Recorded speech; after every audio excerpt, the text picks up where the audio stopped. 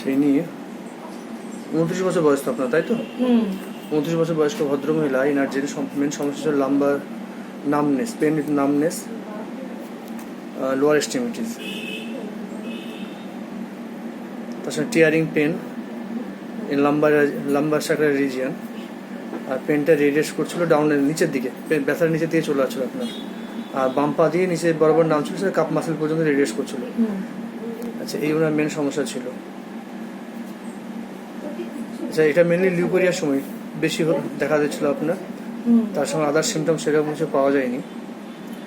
ওনার first history সেরকম কিছু ছিল না। ফ্যামিলি হিস্ট্রির মধ্যে দেখা যাচ্ছে ম্যাটার্নাল সাইডে একটু অ্যাজমা, আর প্যাটার্নাল সাইডে একটু কার্সিনোমা ছিল, ক্যান্সারও ছিল বংশে একটু, তাই তো? মানে মায়ের বংশে এটা ক্যান্সার ছিল। আচ্ছা, আদার সিমটমস দেখতে পাচ্ছি মানে appetite moderate, thirst copious, tongue moist, stool regular, urine normal, sleep sound sleep, desire সঙ্গে সুইটস, ফিশ এগুলো ডিজায়ার বেশি ছিল, thermal reaction chilly patient, perspiration copious, পুরো শরীরেই মানে গলার চারপাশে মাথায় এগুলো ঘামটা বেশি হতো আপনার। আচ্ছা, এইগুলো সিমটমস ছিল। মুখে বেশি ঘাম হতো। এসব সিমটমস মেন্টাল সিমটমস দেখা যাচ্ছে। ওনার ইরিটেবল ছিলেন, বেশ খিটখিটে মেজাজ ছিলেন, তাই তো? তার সঙ্গে ফিয়ার অফ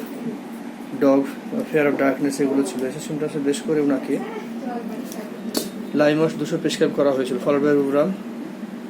তো তারপরে উনি দেখা যাচ্ছে বেশ ভালোই ছিলেন।